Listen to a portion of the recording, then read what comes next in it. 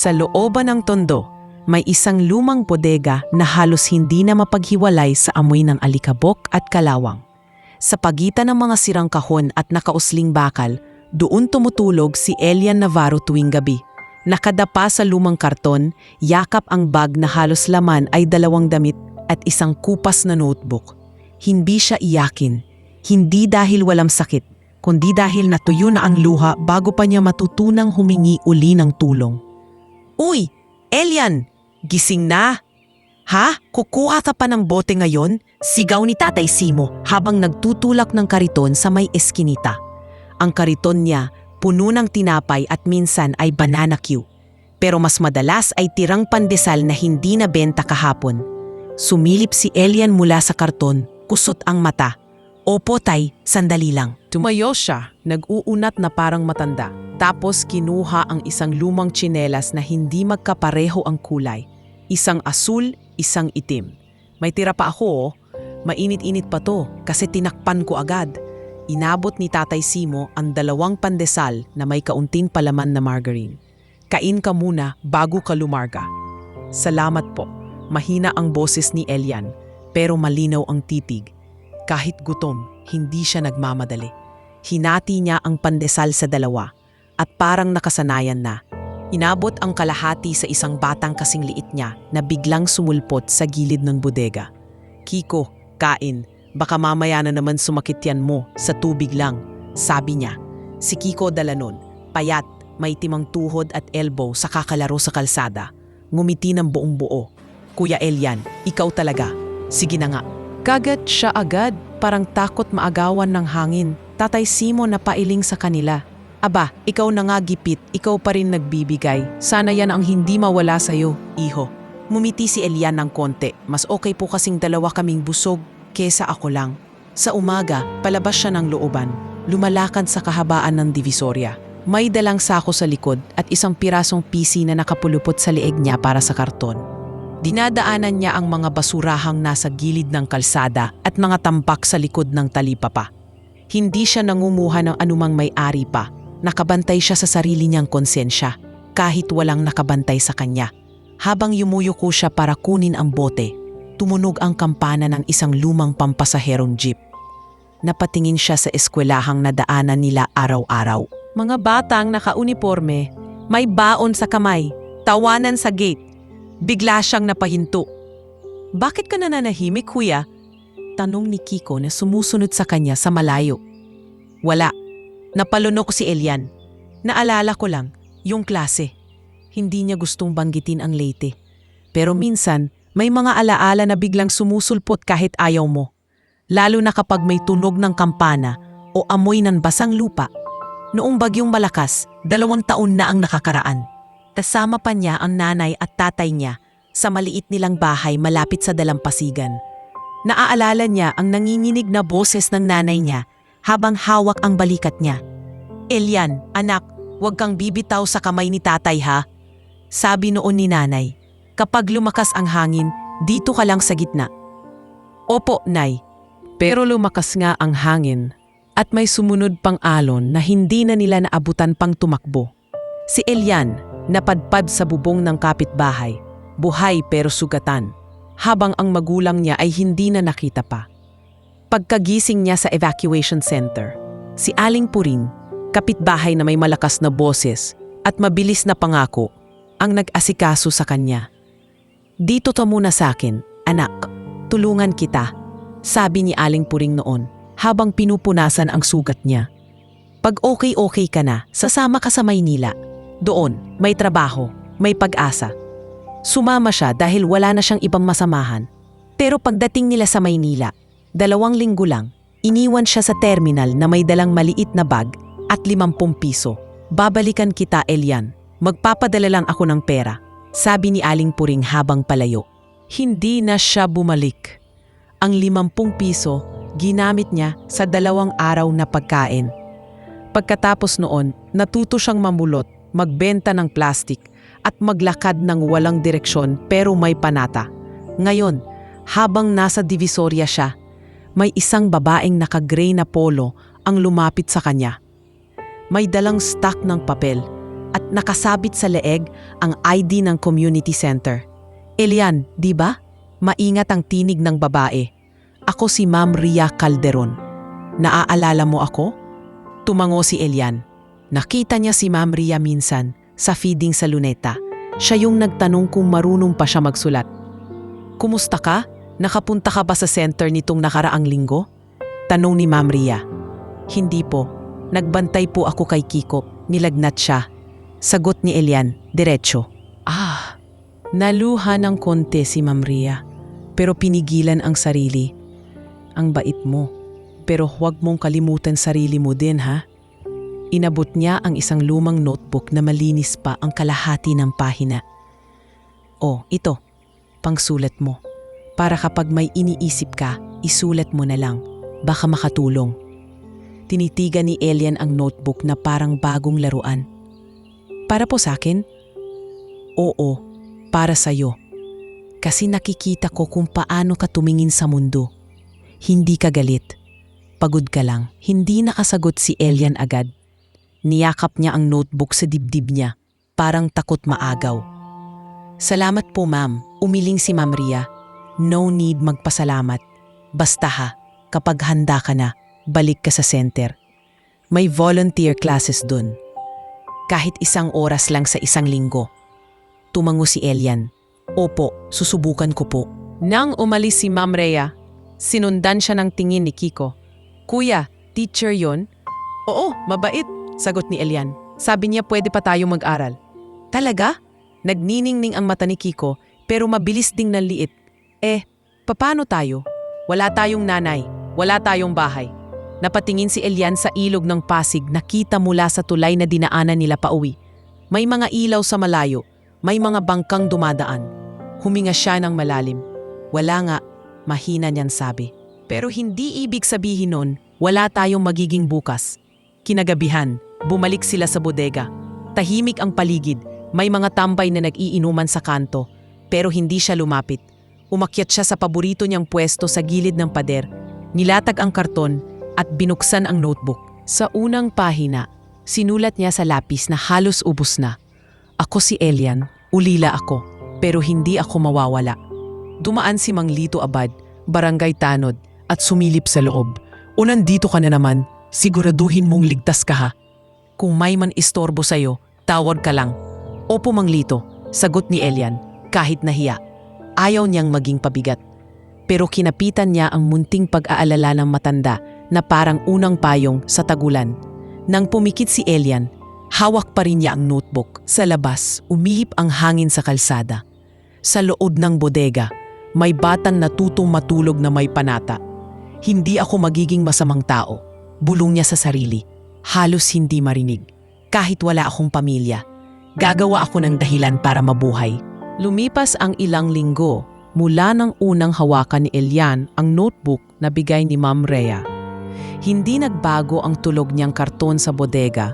Hindi rin nawala ang gutom na parang laging nakadikit sa sikmura.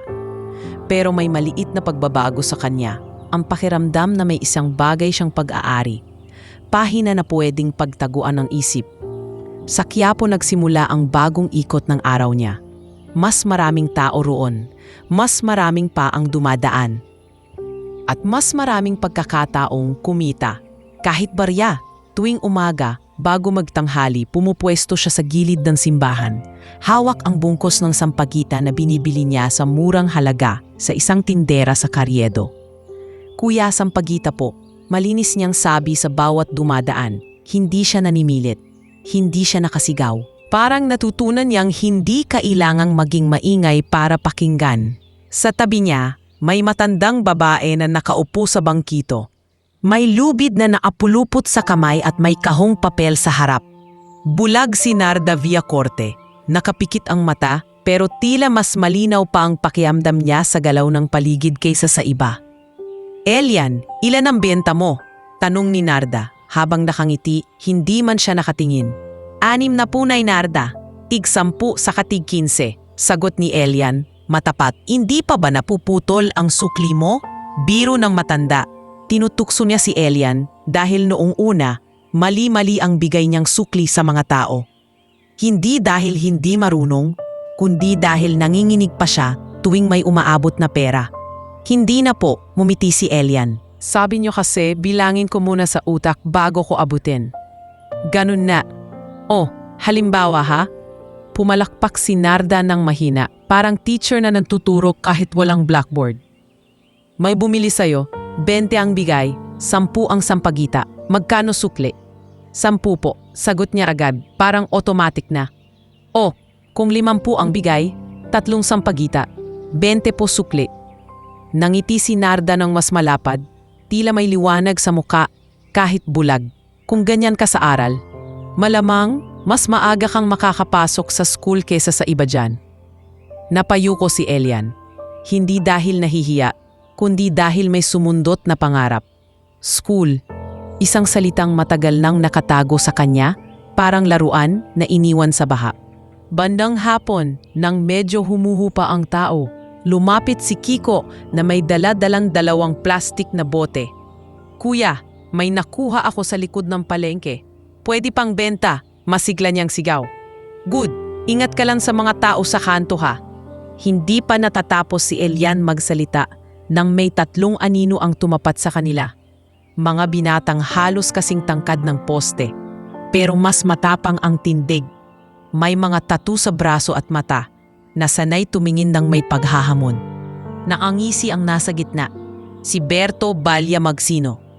Kilala siya sa lugar, hindi siya pulis, hindi siya tambay lang. Siya ang gumagawa ng maliit na hukbo ng mga batang kalye na pinapalingon sa maling direksyon. Oho, si Elian pala. Mabagal ang boses ni Balya, parang may kutsilyo sa bawat syllable. Magaling ka raw magbenta. Tahimik pero malakas kumita. Tahimik si Elian. Pinisil niya ang kamay ni Kiko sa likod. Ano po ang kailangan niyo? Relax. Umupo si Balya sa di kalayuan na parang may-ari ng bangketa. Gusto lang kitang kausapin. May trabaho ako. Madali lang. Runner ka lang. Hatid-hatid. May porsyento. Mas malaki kaysa sampagita. Anong hatid po? Tanong ni Elian. Pero alam na niya sa tono pa lang. Hindi mo na kailangang malaman. Ngumiti si Balya. Basta may dala kang maliit na bag. Iwan mo sa lugar. Tapos balik ka rito. May pera ka na. May kasama ka pang proteksyon. Wala nang mga away sa'yo. Narinig ni Elian ang tipok ng dibdib niya. Hindi siya takot sa kahirapan. Ang kinatatakutan niya, ang maging katulad ng mga taong nakakasira sa iba para mabuhay. Pasensya na po, mahinahon niyang sagot, pero nanlalamig ang kamay niya. Ayoko po ng ganyang trabaho. Lumapad ang ngiti ni Balya, pero hindi na ito biro. Ayaw? Dito ka nakatira sa Quiapo. Araw-araw kang dumadaan. Hindi mo alam kung gaano kahirap tumanggi sa akin. Bago pa siya makasagot, may isang binatang lumapit mula sa kabilang gilid. Mabilis ang hakbang. Si Junjun Salazar. Mas patanda sa kanila ng kaunti. Payat din, pero maliksi. Hindi siya kasali sa grupo ni Balya, pero alam niya ang galaw nito. Balya, may naghahanap sa iyo dun sa kabila. Sabi ni Mang Doro, may problema sa mga bata mo. Singit ni Junjun, kunwaring casual, pero matalim ang mata. Hinahanap ni Balya ang tingin niya. Ha? Talaga? Tiningnan niya si Elian. Mamaya ulit tayo, isipin mo yan. Huwag kang matigas ang ulo. Nang umalis ang grupo, saka lang nakahinga si Elian. Si Kiko, nanginginig, hawak pa rin ang bote. Kuya, bakit ganun siya? Halos pabulong na tanong ni Kiko. Masamang tao yun, sagot ni Elian, diretso. At ayoko mapalapit ka sa kanya. Lumapit si Junjun sa kanila at tuminala kay Elian. Buti tumanggi ka, sabi niya. Pero ingat, kapag tinarget ka ni Balya, hindi basta-basta yan umaalis. Salamat sa tulong, Kuya Junjun, sagot ni Elian. Hindi tutulong. Pre, paalala lang, may ibang paraan. Tinapik niya ang balikat ni Elian, tapos mabilis ding nawala sa dami ng tao. Pagdating ng linggo, tulad ng dati, pumunta si Elian sa luneta.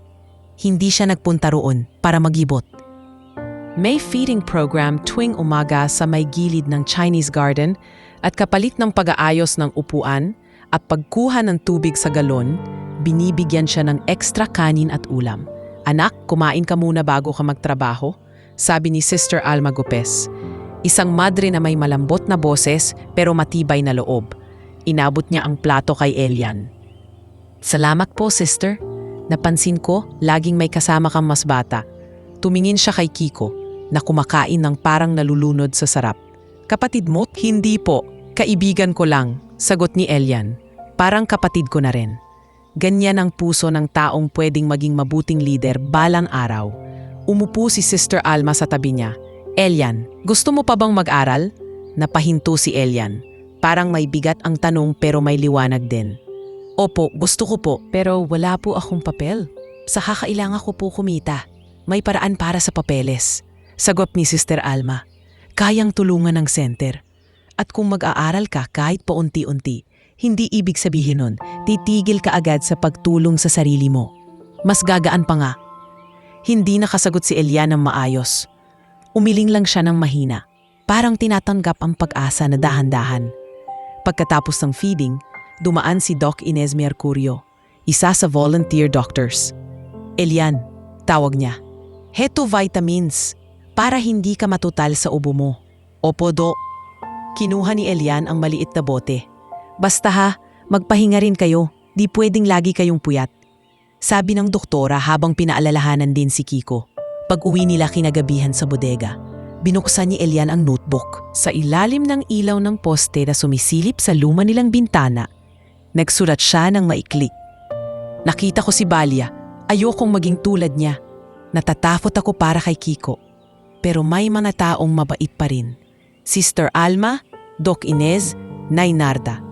May pag-asa pa pala. Kinabukasan, sa community center, dumalaw siya sandali para ibalik ang isang timba. Nandoon si Raf Calderon, anak ni Ma'am Ria, nag-aayos ng kahon ng old books. Teenager na payat, mukhang laging puyat sa volunteer work.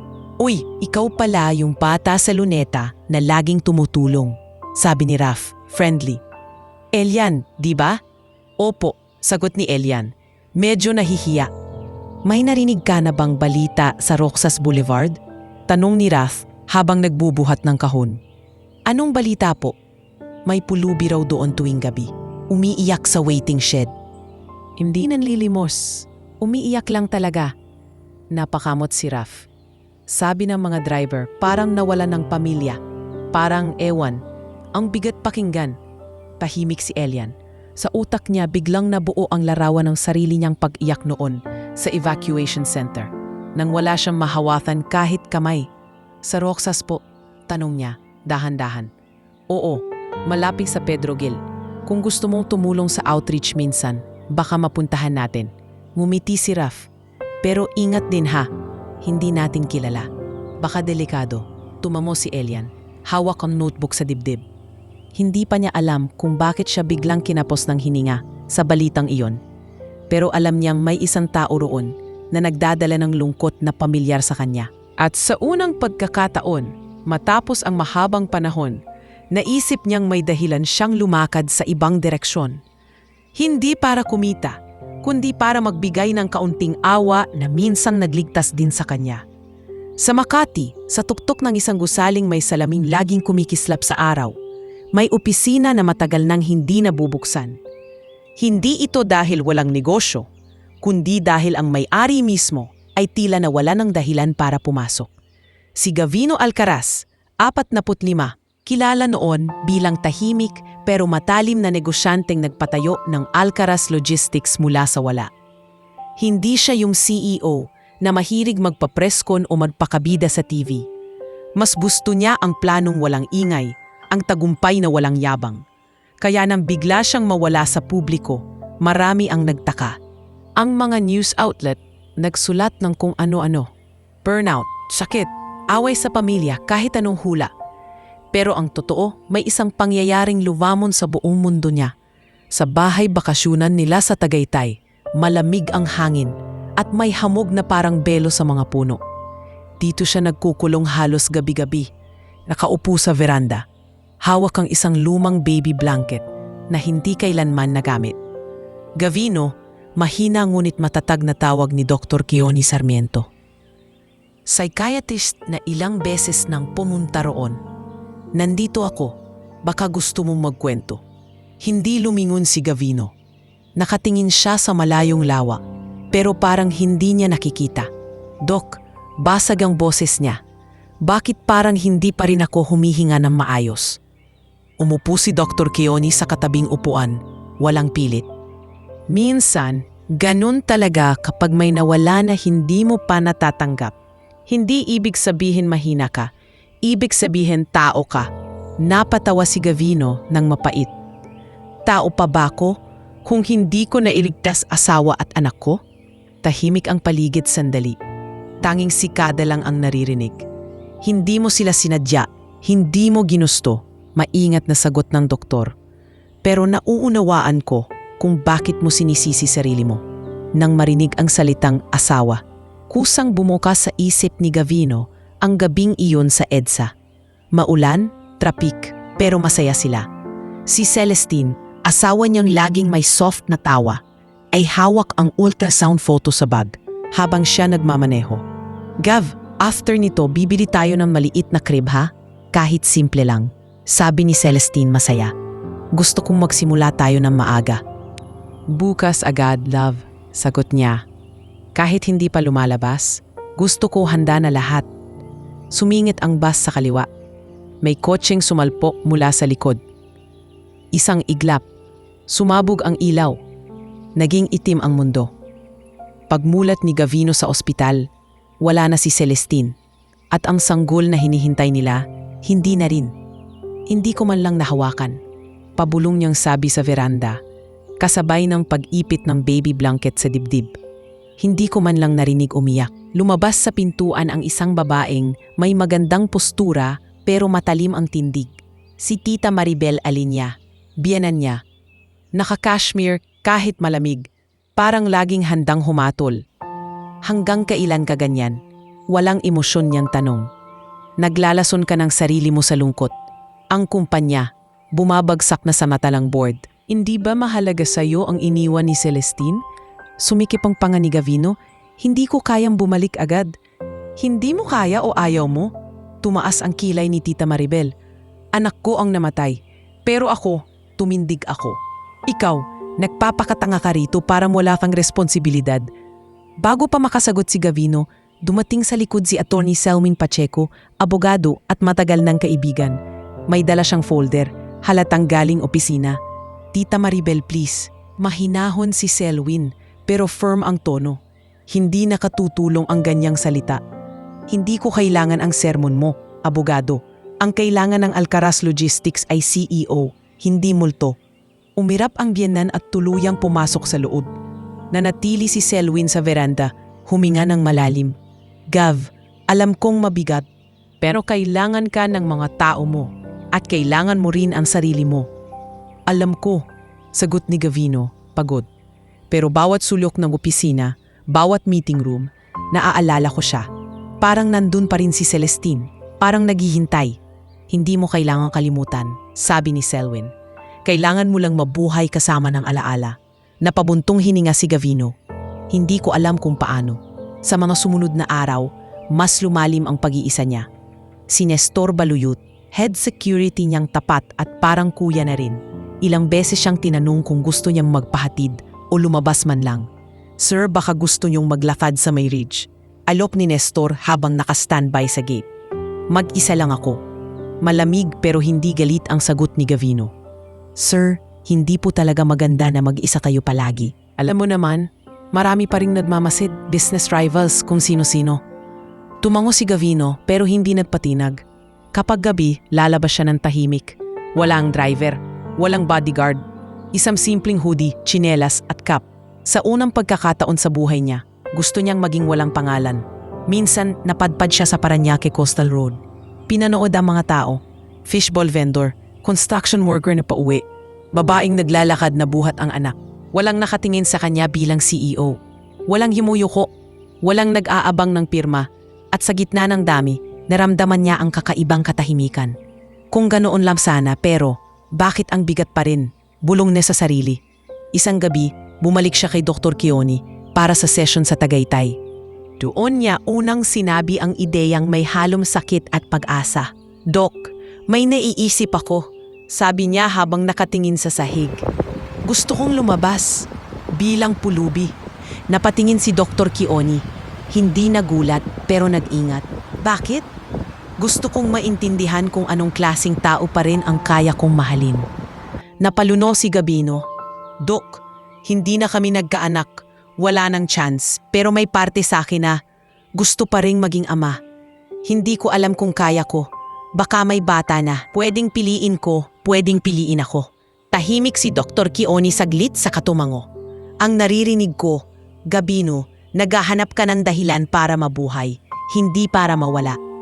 Takot ako, amin ni Gabino. Baka mali ang hangarin ko.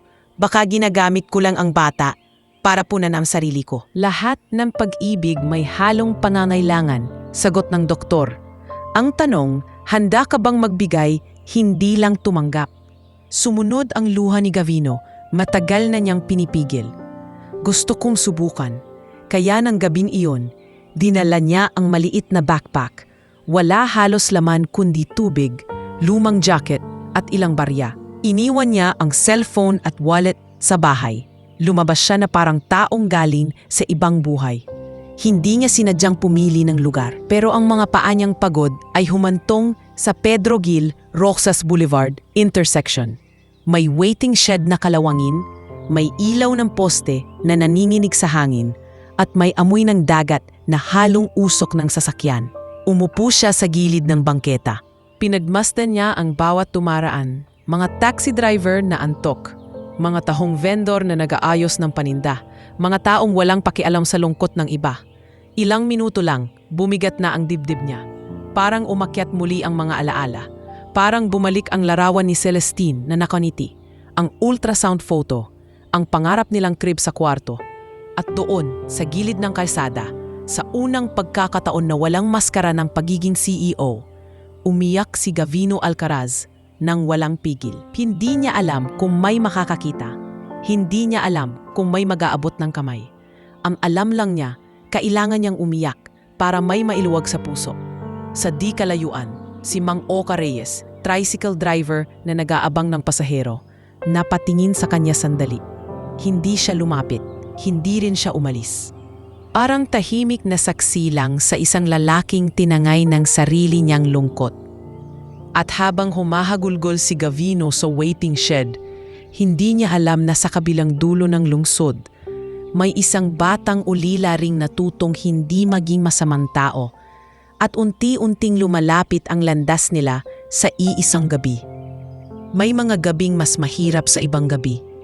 Hindi dahil mas gutom si Elian, kundi dahil mas maingay ang utak niya. Matapos ang huling araw niya sa Quiapo, na may banta ni Balya at may balitang pulubing umiiyak sa Roxas Boulevard, hindi mapakali ang dibdib niya.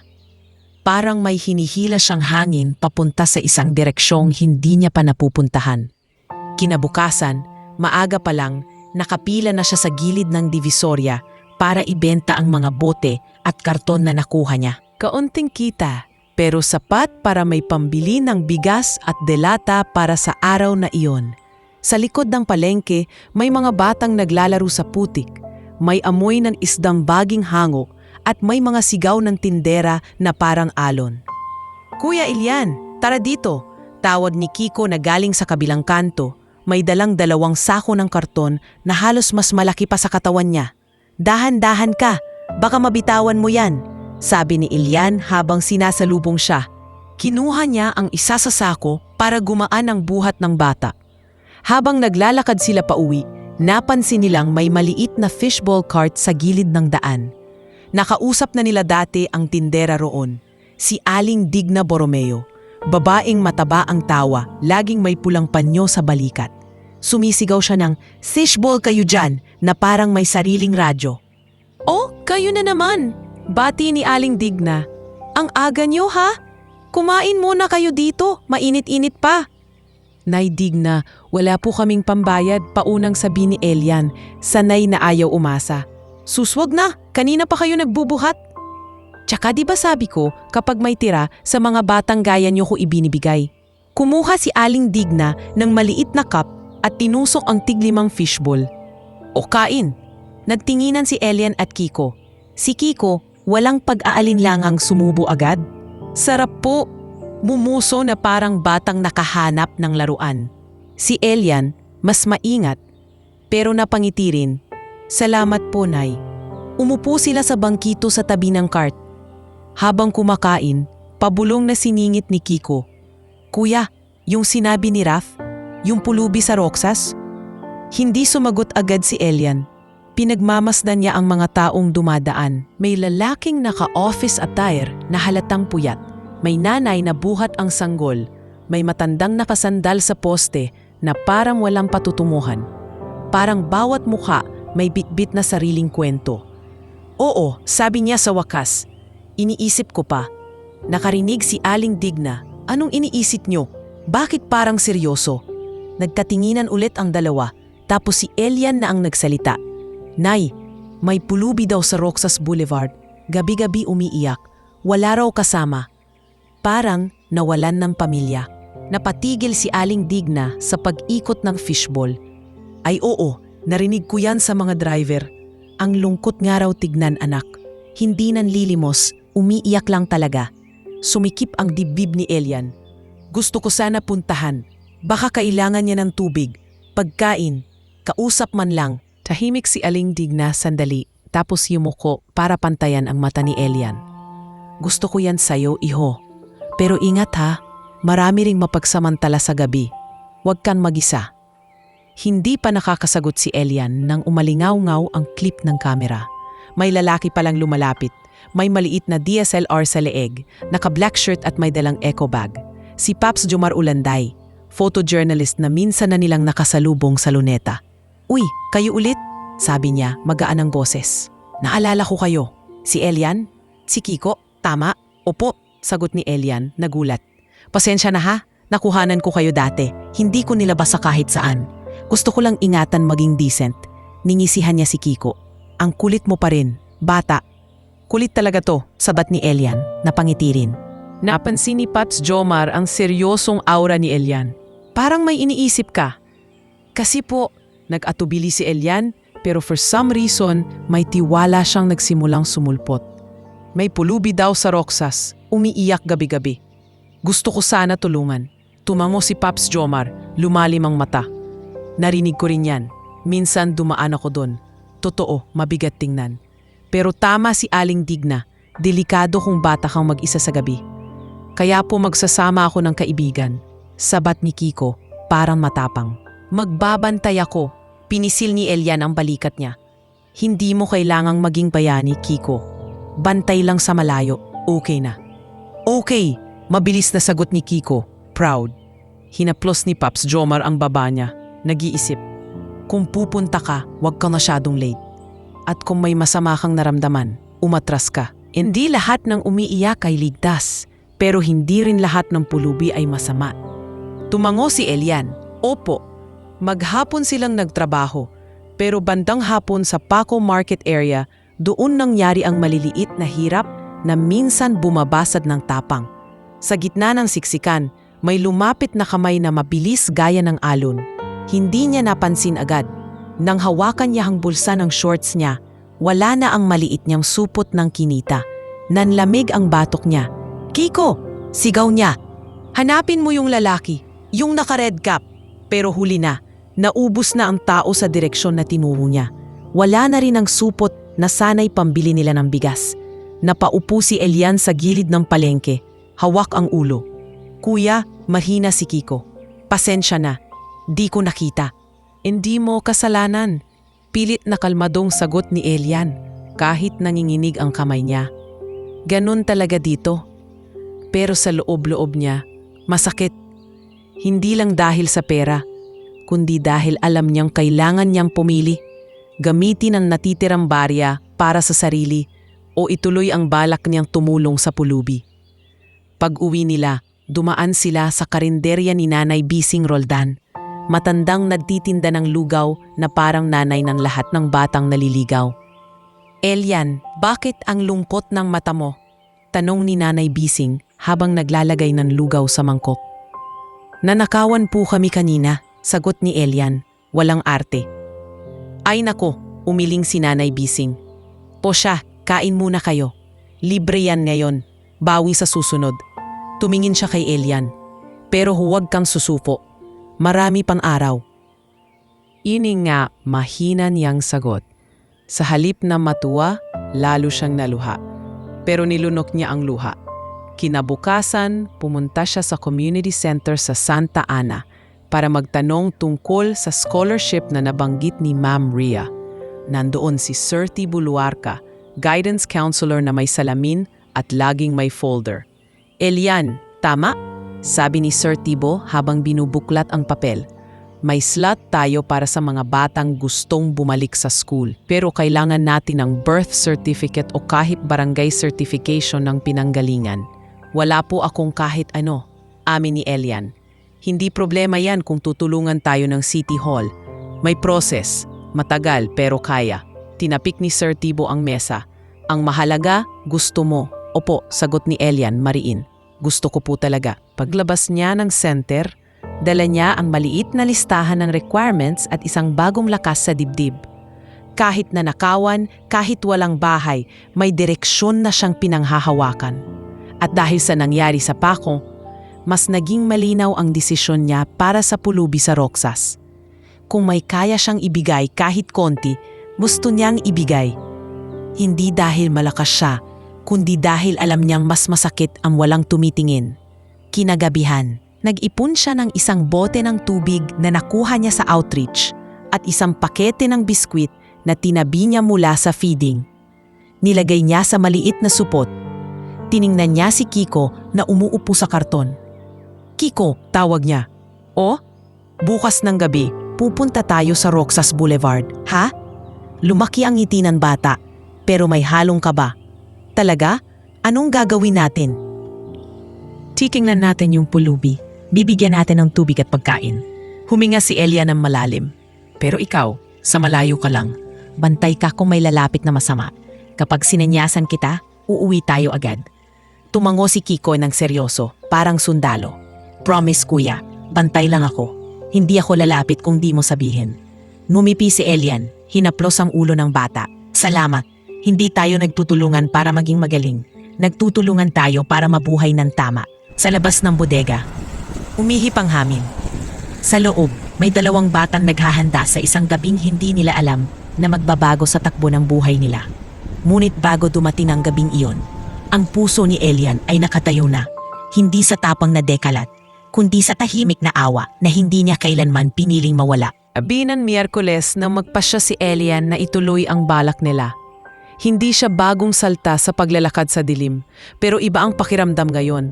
Parang hindi lang siya naglalakad para sa sarili.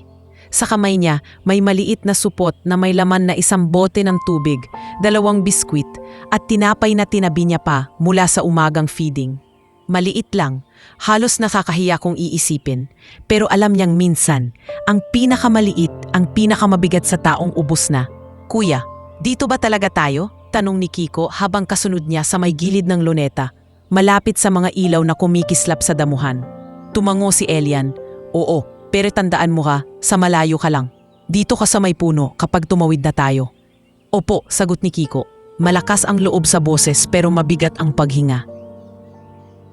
Mula Tondo, naglakad sila hanggang sa may Taft. Sumakay ng jeep na may kaunting barya. Pagbaba, hinila sila ng hangin ng dagat at usok ng kalsada sa Roxas Boulevard. Kahit gabi, parang hindi na uubos ang mga dumadaan. Bus na humahaginit, taxi na naghahanap ng pasahero, mga tao na may kanya-kanyang takbo ng buhay. May waiting shed sa may Pedro Gil Roxas intersection, luma at kalawangin. May bubong na may butas, at isang poste ng ilaw na parang laging paos. Doon, ayon sa kwento, nauupo ang pulubing umiiyak. "Dito ka muna," bulong ni Elian kay Kiko pagdating nila sa may bangketa. Itinuro niya ang malaking puno sa gilid ng pasiligad. May aninong sapat para magtago. Kapag may lumapit na hindi natin kilala, sutsutan mo ko. "Gets? Gets, kuya." Umupo si Kiko sa ilalim ng puno, yakap ang tuhod at nakadilat, parang bantay na maliit. Huminga ng malalim si Elian. Lumapit siya sa waiting shed ng dahan-dahan, hindi mabilis, hindi rin palihim. Ayaw niyang magmukhang magnanakaw o mapanghusga. Sa ilalim ng ilaw, nakita niya ang lalaki. Nakaupo sa gilid ng semento, nakasandal sa poste, baluktot ang likod na parang napakabigat ng dala. Gusot ang hoodie niya, marumi ang tuhod, At sa kamay niya ay may lumang backpack na halos walang laman. Pero ang pinakamatindi ay ang mukha. Hindi ito mukha ng galit o lasing. Mukha ito ng taong may nawalang, hindi niya kayang ibalik. Umiiyak ang lalaki ng tahimik, pero tuloy-tuloy, hindi hagulgol. Yung iyak na parang walang lakas sumigaw, kaya sa luha na lang dumadaan. Napahinto si Elian ilang hakbang bago lumapit. Parang biglang bumukas ang sarili niyang sugat. Yung gabing hinanap niya ang nanay at tatay sa evacuation center. Yung pakiramdam na ang mundo biglang naging malaki at walang yakap. "Kuya!" Mahina niyang tawag, halos nalulunod sa ingay ng kalsada. Walang sagot. Hindi ring lumingon ang lalaki.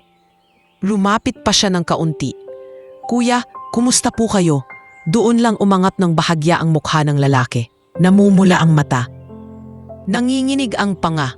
Nang makita niya si Elian, para siyang nagulat sa presensya ng bata sa ganitong oras. "Bakit?" Basag ang boses ng lalaki. "Bakit ka nandito?" Hindi nagkunwari si Elian. Umupo siya sa labas ng waiting shed, hindi masyadong malapit para hindi makapanghimasok. Inabot niya ang bote ng tubig. "May tubig po ako." "Baka kailangan niyo. Saka may tinapay at biskwit po ako." Ibinukas niya ang supot at inilapag sa tabi, parang alay na may paggalang. Tinitigan ng lalaki ang bote, parang hindi siya sanay may umaabot ng walang kapalit. Dahan-dahan niyang kinuha, pero hindi pa rin umiinom. Parang sinisiguro muna niyang totoo. "Hindi mo ako kilala," sabi ng lalaki, halos pabulong. "Hindi mo alam kung sino ako." "Opo," sagot Elian. "Hindi ko po kayo kilala, pero umiiyak po kayo." Alam ko po yung pakiramdam ng mag-isa habang umiiyak. Napapikit ang lalaki, tila tinamaan ng isang salitang hindi niya inaasahan. Nang buksan niya ulit ang mata, tumulo na naman ang luha, pero mas mabagal. "Anong pangalan mo, bata?" "Elian po, may kasama ka ba?" Umiling si Elian, pero hindi nagsinungaling ng buo. "May kaibigan po akong nagbabantay sa malayo. Natatakot po kasi siya sa gabi." Sa kabilang dulo, si Kiko, nangingilip, hawak ang tuhod na parang may hawak siyang lakas na hindi niya alam kung paano gamitin. Sa di kalayuan din, nakasandal si Mang Oka Reyes sa tricycle niya, napapailing at tahimik na nagmamasid. Sanay na siya sa bangketa, pero hindi pa rin sanay sa mga batang tulad ni Elian na lumalapit sa lungkot ng iba. "Bakit mo to ginagawa, Elian?" tanong ng lalaki. "May pagkain ka pala. Sana kinain mo na lang." Umangat ang balikat ni Elian, simpleng sagot ng batang hindi nagdadrama. "Kung ako po umiiyak, sana may magbigay rin sa akin, kahit tubig lang. Kaya ganun din po ginagawa ko sa iba." Saglit na natahimik ang lalaki. Kita ni Elian na parang may kinakalawang na pinto sa dibdib nito na unti-unting bumubukas. "May pamilya ka ba?" tanong ng lalaki. Marahang-marahan na parang takot sa sagot. Napalunok si Elian. Hindi siya umiwas. Hindi rin niya ginawang kahinaan. "Wala na po. Matagal na." Napayuko ang lalaki. Parang may biglang sumutsik na bigat sa lalamunan niya. Kinuha niya ang biskwit, binuksan, at kumagat ng maliit. Parang matagal na siyang hindi nakakatikim ng pagkain na may kasamang respeto. "Pasensya ka na," mahinang sabi niya. "Hindi ko alam bakit biglang may batang lalapit sa akin." "Hindi po kayo masamang tao para lapitan," sagot ni Elian, tehecho. "Mukha lang po kayong malungkot." Napatawa ang lalaki ng mahina. Hindi masaya, pero hindi na rin puro sakit. Malungkot, oo, yun nga. Sumandig si Elian sa semento, nakatingin sa kalsada. "Kuya, gusto niyo po ba ng kausap? Kahit po sandali lang." Hindi ko po alam kung paano mawala yung lungkot, pero minsan po gumagaan kapag may nakikinig. Hindi nakasagot agad ang lalaki. Uminom siya sa tubig ng dahan-dahan, parang unang lagok matapos ang mahabang tuyo. Nang matapos, tumingin siya sa bata. "May mga panahon, Elian, na parang nawalan ka ng lahat sa isang iglap." Nanginginig ang boses niya, pero tinatry niyang buuin. Tapos hindi mo alam kung saan ka kukuha ng dahilan para bumangon. Tumango si Elian, hindi dahil naiintindihan niya lahat, kundi dahil alam niya ang bigat ng pakiramdam. Opo, parang ganun po yung araw na nawala po yung nanay at tatay ko. Napapikit ulit ang lalaki, ang sakit nun. Opo, pabulong na sagot ni Elian. Pero nandito pa rin po ako. Kasi kahit wala na sila, may mga tao pa rin pong mabait. May mga nagbibigay. Kaya siguro po may dahilan pa rin. Hindi alam ni Elian, pero sa bawat salitang lumalabas sa bibig niya, may bahagi ng lalaking nakaupo doon ang unti-unting kumakapit pabalik sa buhay. Hindi ito milagro o biglaang paghilom, pero may munting ilaw na sumisilip sa loob ng isang matagal ng saradong kwarto. Sa di kalayuan, lumapit si Aling Digna Borromeo na galing pa sa ibang block. Bit-bit ang maliit na paper bag. Nabalitaan niya kay Mang Oka na nandito na yung bata. Hindi siya nakialam kanina, pero hindi rin niya kayang pabayaan. Elian, bulong niya, iniabot ang bag. May extra akong tinapay at saging. Baka gusto niyo pang dalawa. Nagulat si Elian. Nay Digna, nandito po kayo? Siyempre, hindi kita pababayaan sa gabi, hiho. Tumingin siya sa lalaki at tumango ng magalang. Kuya, kain po kayo, mainit pa. Nanlaki ang mata ng lalaki, pero tumango siya. Salamat. Sa ilalim ng waiting shed, tatlong nilalang na iba-iba ang mundo, ang nagtagpo sa simpleng pagkain at tubig. Sa gilid ng kalsada, kung saan karaniwan dumadaan lang ang lahat, may isang sandaling hindi minadali ng tadhana. Isang sandaling tahimik na awa. Maya-maya, sumutsot si Kiko mula sa puno. Isang maikling senyas. May anino kasing lumapit sa kabilang kanto. Isang grupo ng binatang pamilyar ang tindig. Kahit malayo, alam ni Elian kung sino ang leader. Si Balya. Kuya, kailangan ko na pong umalis. Mabilis na sabi ni Elian. Tumayo agad. Hindi siya nagpapanik. Pero alam niyang delikado. Napatingin ang lalaki. Bakit? May problema ba? May mga taong ayaw ko pong makita akong nandito. Saglit siyang ngumiti sa lalaki, kahit nanginginig ang tuhod niya. Pero babalik po ako kung okay lang. Bibisita po ako minsan. Parang may gustong sabihin ang lalaki, pero napigilan. Tumango na lang siya, bahagyang ngumiti rin. Unang totoo niyang ngiti sa lugar na iyon. Oo, bulong niya. Salamat, Elian. Tumakbo si Elian pabalik kay Kiko at sabay silang lumayo sa Roxas. Hinahabol ng ingay ng kalsada at ng kaba ng gabi. Sa waiting shed, naiwan ang lalaki. Hawak ang bote ng tubig at kalahating tinapay. Umiiyak pa rin siya, pero ngayon, may halong tahimik na pag-asa sa luha. Sa gilid ng tricycle na pabuntong hininga si Mang Oka at sinabi sa sarili, may mga bata pa palang ganyan. At sa loob ng dilim ng lungsod, hindi pa alam ni Elian kung sino ang lalaking tinulungan niya. Hindi rin alam ng lalaki kung anong papel ng batang iyon sa buhay niya. Ang alam lang nilang dalawa, sa gabing iyon, may isang pusong ulila ang umutang ng kaunting lakas sa isa pang pusong basag. At pareho silang hindi na ganoon lubos nag-iisa. Hindi agad nakatulog si Elian ng gabing iyon. Pagdating nila ni Kiko sa bodega, umupo siya sa karton na parang may kumakapit na malamig sa dibdib niya. Hindi siya natakot sa pulubing umiiyak. Sa totoo lang, mas natakot siya sa sarili niyang naramdaman. Para siyang nakakita ng salamin. Isang taong nawalan, pero hindi alam kung paano babangon. Si Kiko, bagsak agad ang katawan sa tabi niya. Kuya, babalik pa ba tayo dun? Antok na tanong niya. Babalik, sagot ni Elian. Mahina pero buo. Hindi pwedeng iiwan lang natin siya sa ganung kalagayan. Pero si Balya, nakita mo kanina? Napasinghot si Kiko, tila natatakot pa rin. Hinaplos ni Elian ang ulo ng bata. Kaya nga kailangan nating maging mas maingat. Pero hindi tayo titigil sa paggawa ng tama dahil lang may masama. Kinabukasan, bago pa magumaga, bumalik sa waiting shed ng Roxas Boulevard, si Gavino. Hindi niya alam kung bakit hinahanap-hanap ng katawan niya ang lugar na iyon. Pero alam niyang doon, kahit papaano, nakakahinga siya ng hindi pinapanood ng mundo. Nakaupo siya ulit sa parehong semento. Hawak ang natirang bote ng tubig na iniwan ni Elian. Parang relikya na ayaw niyang bitawan. Hindi na siya umiiyak ng tulad ng dati. May luha pa ring tumutulo paminsan-minsan. Oo, pero ngayon may pagitan, may hinto, may sandaling pinapakinggan niya ang sarili. Sa di kalayuan, may nakasilip na anino, si Nestor Baluyot. Hindi siya lumalapit pero nakabantay.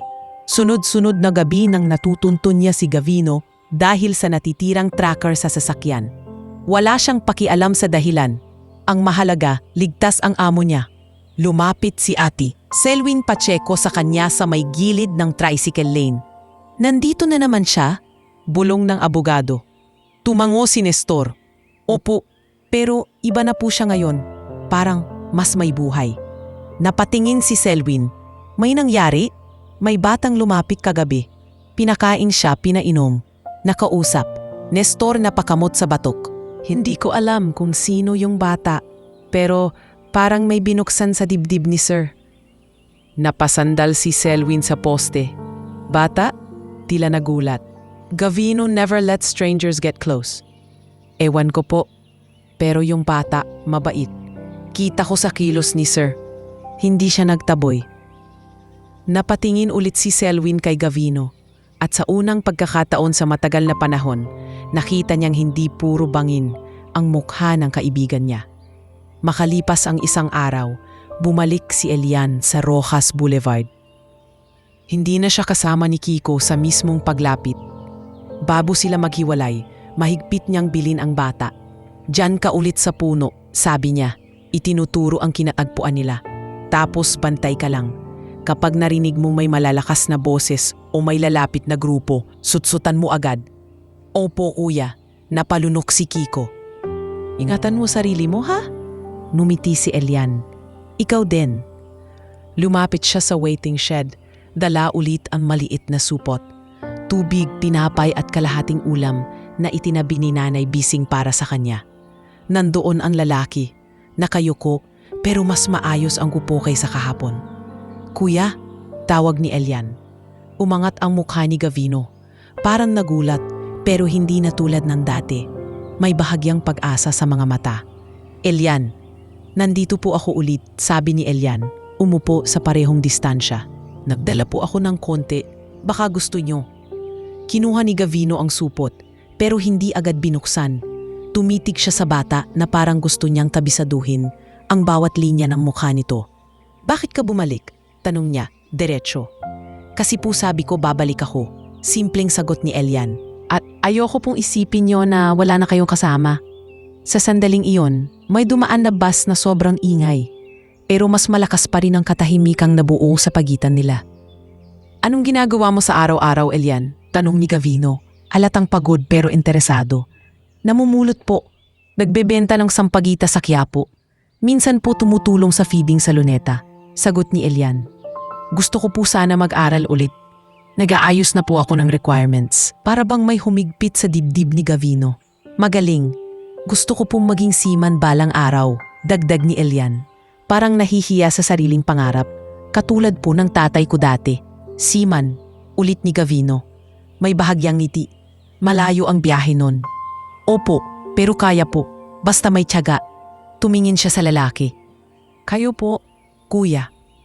May pamilya po ba kayo? Hindi sumagot agad si Gavino. Naramdaman niyang parang may kutsiyong dahan-dahang umangat mula sa lalamunan.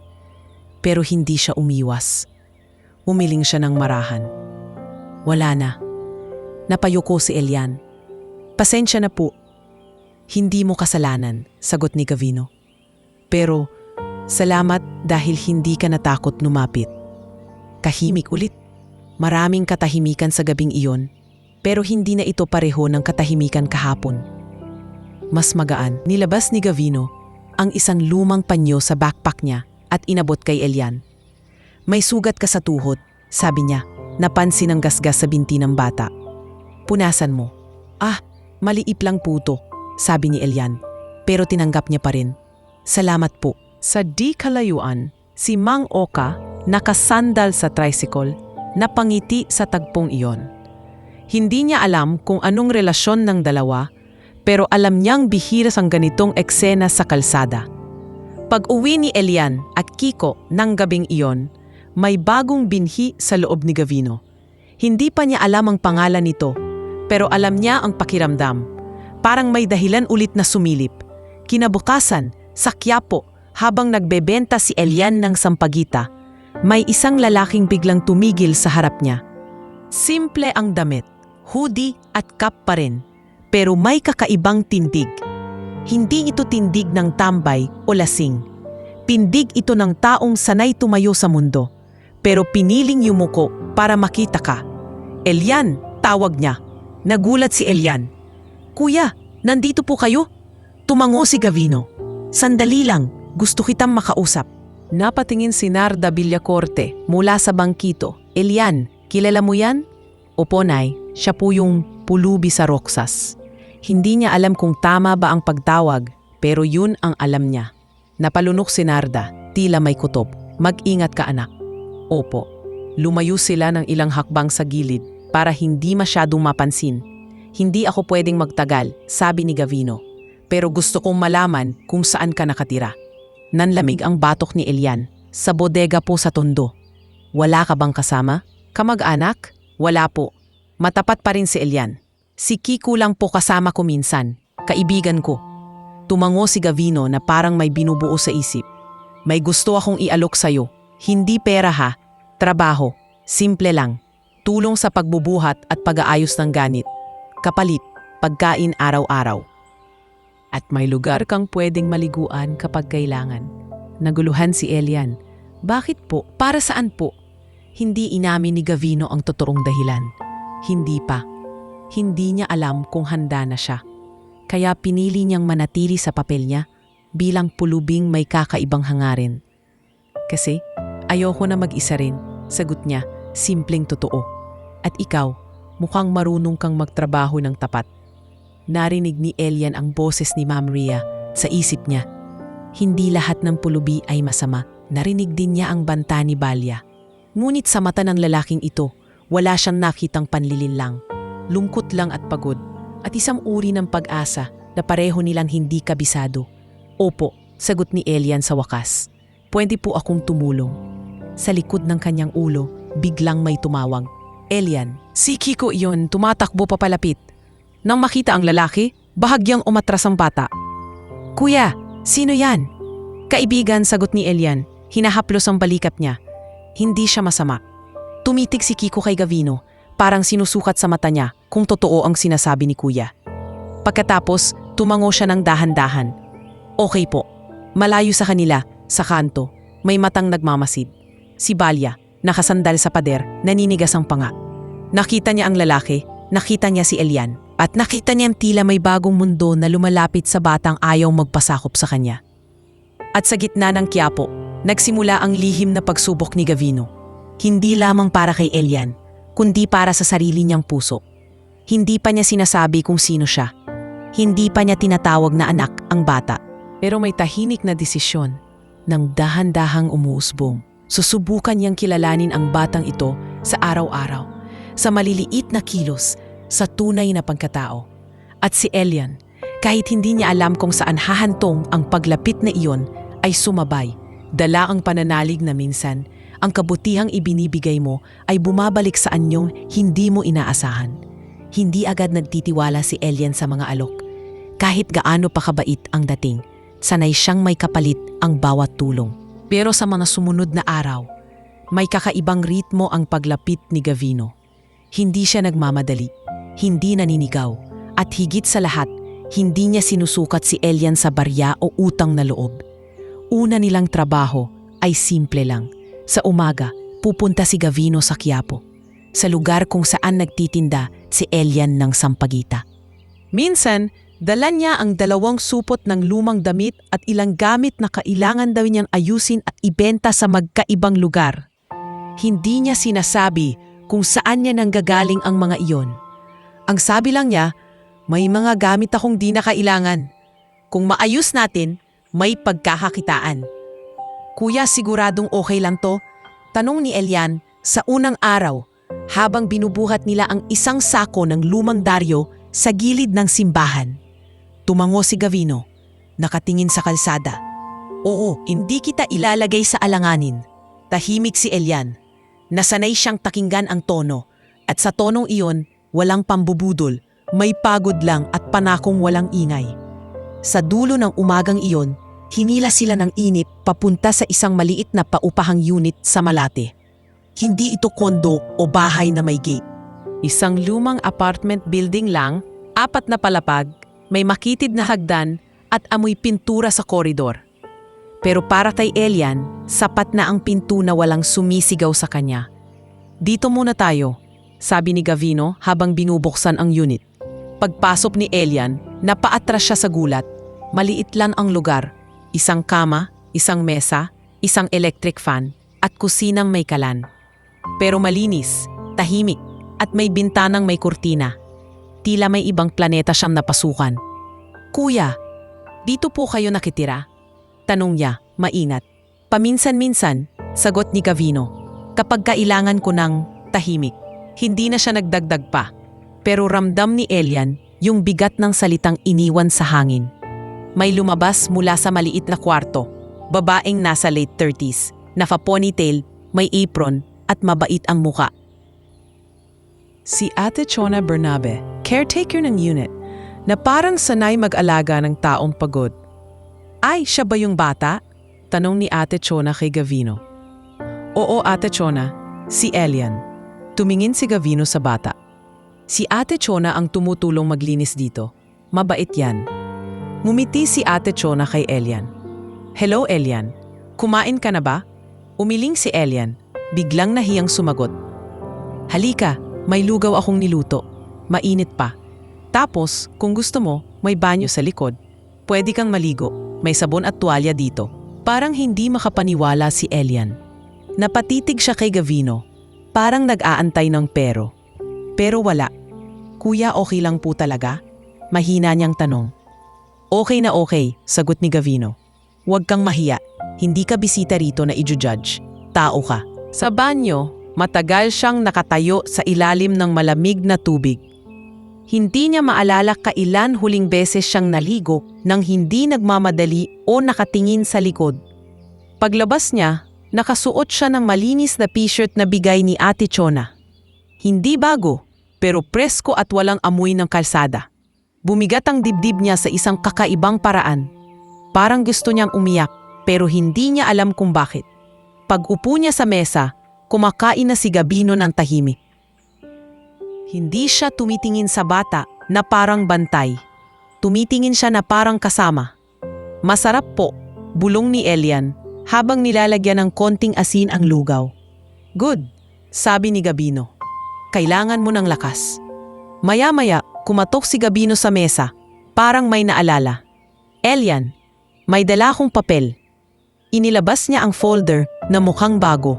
Nakausap ko si Sir Thibault Luarca sa center. Sabi niya, kailangan natin ng barangay certification at ibang requirements para makabalik ka sa school. Nanlaki ang mata ni Elian. Kuya, nakausap niyo po si Sir Thibault? Oo, sabi ko tutulungan kitang ayusin. Hindi niya binanggit kung paano niya napuntahan iyon o bakit niya kaya. Basta totoo ang sinabi niyang gagawin. Wala po akong birth certificate. Mabilis na sabi ni Elian. Parang nagsosorry agad. Alam ko, kalmado si Gavino. Kaya step by step tayo. May listahan dito. Pupunta tayo sa City Hall, sa barangay, sa kung saan ka pinanganak. Matagal, pero gagawin natin. Bakit po? Bakit niyo po ginagawa to? Hindi niya napigilan itanong. Nasa tono niya ang pag-ingat, hindi pagdududa kundi takot na umasa.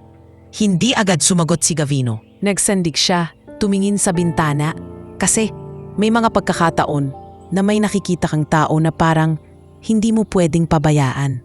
At ikaw, Elian, hindi mo pinabayaan ang isang taong umiiyak kahit wala ka ring sobra. Napayuko si Elian. Hindi niya alam kung paano tatanggapin yung ganoong papuri. Sanay siyang baliwalain ng mundo, kaya kapag pinansin, parang hindi niya alam saan ilalagay. Pagdating ng hapon, dumaan si Ma'am Rhea Calderon sa unit. May dala siyang lumang libro tungkol sa dagat at mga barko. Elian, masiglang tawag niya. Pero maingat para hindi mabigla ang bata. Sabi ni Sir Thibault, nandito ka raw. Kumusta ka? Opo, ma'am. Nakangiti si Elian. Mas mahiyain pa rin, pero mas magaan. Inabot ni Ma'am Rhea ang libro. Alam kong gusto mong maging seaman. Ito para may baon ka na sa pangarap mo. Basahin mo kahit tig-iisang pahina lang sa gabi. Salamat po. Halos pabulong niyang sagot, pero kitang-kita ang ningning sa mata niya. Sa tabi nakatayo si Gavino. Tahimik lang, pero parang nababawasan ang bigat sa balikat tuwing may nakikitang liwanag sa bata. Kinagabihan habang nag-aayos si Ate Chona ng higaan, tumunog ang telepono ni Gavino. Tiningnan niya ang caller, napabuntong hininga, at lumabas sa maliit na balcony para sumagot. Selwyn, sabi niya agad, mababa ang tinig. Nasaan ka? Tanong ni Ate Selwyn sa kabilang linya. Hindi ka na naman nasa Tagaytay. Tita Maribel is asking. She's getting suspicious. Napikit si Gavino. Hayaan mo muna siya. Gav, careful.